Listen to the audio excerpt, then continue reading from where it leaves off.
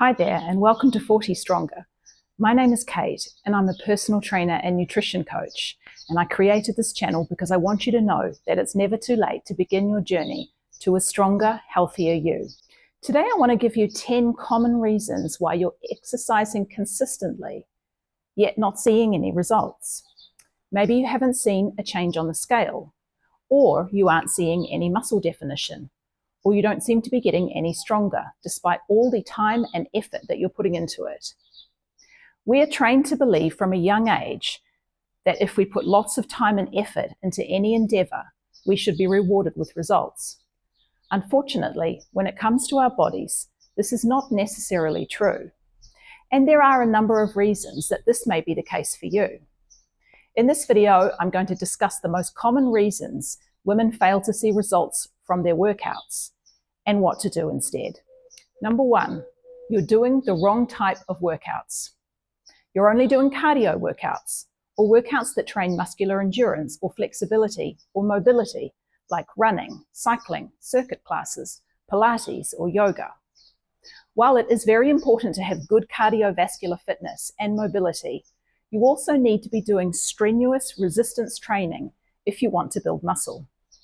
This can include training with body weight, resistance bands, dumbbells, barbells, and machines, or ideally, a combination of all of these. Number two, you're exercising without any specific goal or plan. You are doing lots of random workouts. Every day is something new. There are so many exciting classes on offer at the gym, and you have a membership at a Pilates studio. Plus, you just got the awesome new app of the latest fitness influencer. Your friend invited you to join her at the climbing gym, and you're training for a 10K run. Oh, and you just bought a brand new sup board, and you're going to do sup yoga. There is absolutely nothing wrong with having lots of different interests and engaging in multiple sports. However, this is exercise, and it is not training, so please don't confuse the two. Training is carried out with a goal and a plan to achieve that goal. First, you need to specify exactly what your goals are. Otherwise, you don't know what you need to do to achieve them. To get results such as fat loss and increased muscle mass and strength, your specific goals need to be set, and those goals further broken down into smaller steps or goals. Your workouts need to be purposeful and part of a larger program or programs designed to help you achieve your overall goals. Number three, your workout intensity is not high enough. You do not currently train at a high intensity. Instead, you're just going through the motions. When you're at the gym, you do your 3 sets of 15 reps of the same exercise that you do every week, whilst watching TV and scrolling social media between sets. Maybe you have a chat with your friend mid-set. If this sounds like you, then an intervention may be required. For beginners, it's common to have not yet experienced the sort of training intensity that you need to be at. Or it's a bit scary to push yourself that hard. Next time you're at the gym, take a look at some of the people around you, both men and women. Look for the ones with a lot of muscle mass, the ones who look strong. Success leaves clues. Watch them train, but don't do it creepily, please. And see if they look happy and comfortable during their sets. I can almost 100% guarantee that they're making faces, grunting, gritting their teeth, and possibly turning interesting shades of red and purple. At the end of a hard set, they don't have the energy to chat or mess around on their phone. They're often totally focused and probably just look like they're trying to survive the session. This is what training at intensity looks like. You need to be going within 1 to 3 reps of failure in most of your training to force your body to adapt. Your body is extremely adaptable and resilient, which means it doesn't respond much to small nudges or whispers to grow when you work out. It responds to the messages screamed at it in the form of hard resistance training. I'll be making another video on training intensity in the future because this is quite a nuanced topic. Number 4, you have already adapted to your workouts. You've been doing the same workouts for a long period of time without any changes. They were getting results at first, but are no longer providing enough stimulus to continue to grow stronger and see body composition changes. You need to ensure that you're using progressive overload and refreshing your program every 6 to 8 weeks. I will do another video on progressive overload, but in a nutshell, it means that every time you successfully complete a set of exercises at a given weight and rep range, you need to increase the difficulty at the next workout. Number 5, you are eating too many calories or not enough calories for your goals. I know this seems confusing. Which is it? Too much or not enough? Well, the answer is very nuanced. It depends on your goals, your current body fat, your current body weight, your current lean mass, your current energy expenditure, your training program, and your lifestyle. It's very individual, and on top of that, it changes over time. Let's start with eating in a caloric surplus. Your weight has crept up over a long period of time, indicating that you're consuming more than your energy needs. The excess energy is stored as body fat.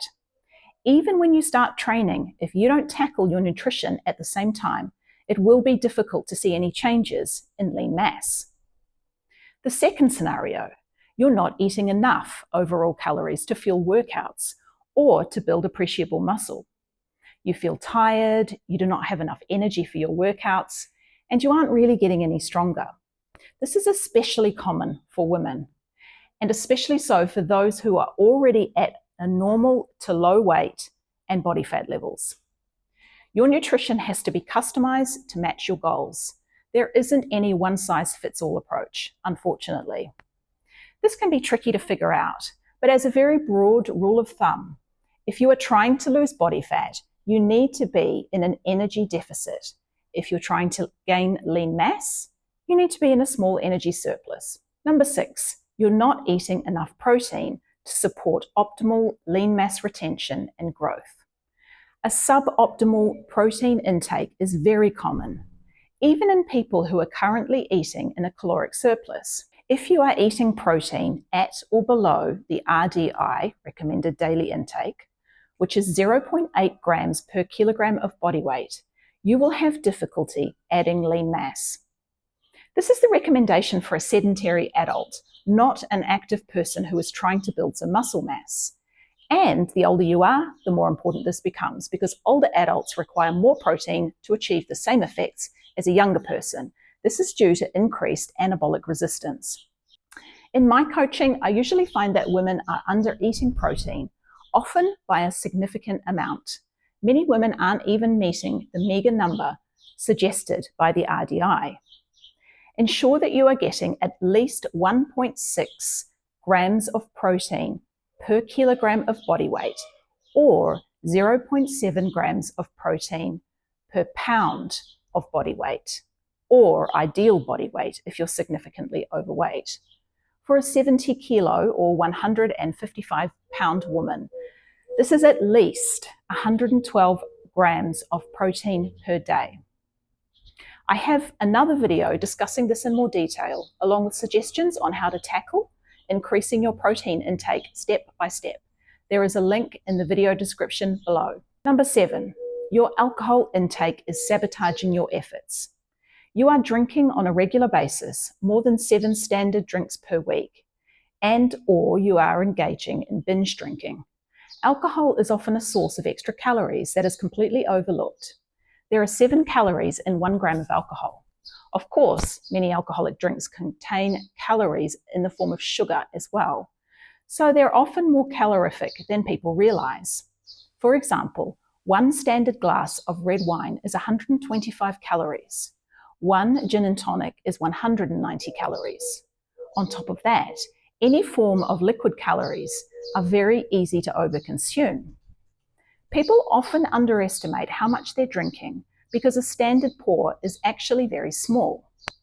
And how many of us are measuring exactly 150 milliliters or 5 fluid ounces of wine into a glass?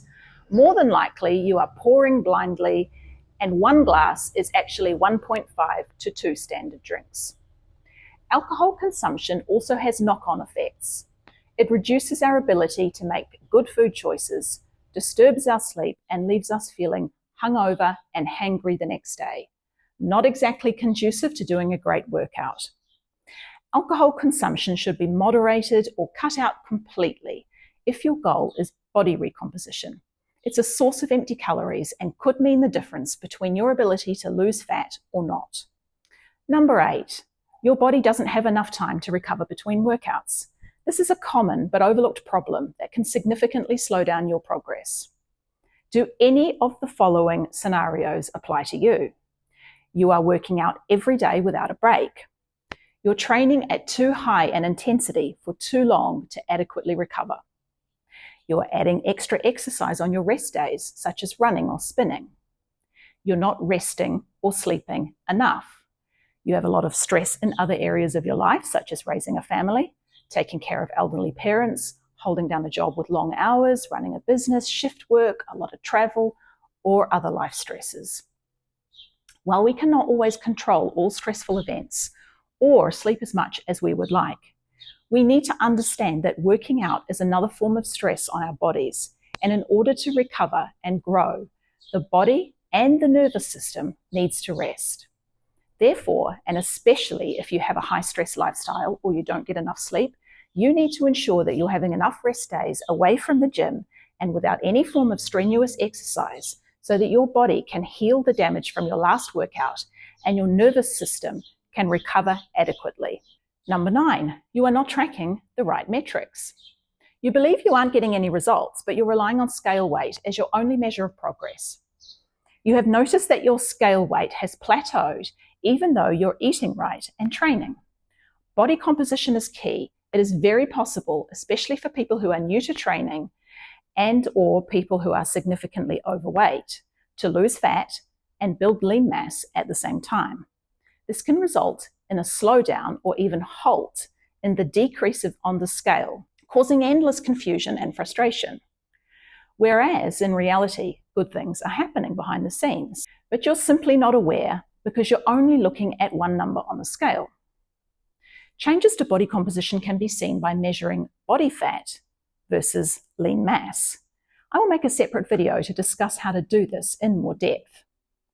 However, you can go low tech and take tape measurements, especially your waist, and I really recommend taking photos for visual comparison. If you take photos, make sure you are wearing the same clothes, stand in the same place, and use similar lighting. Also, check how your clothes are fitting. This can be very telling. Are they feeling looser?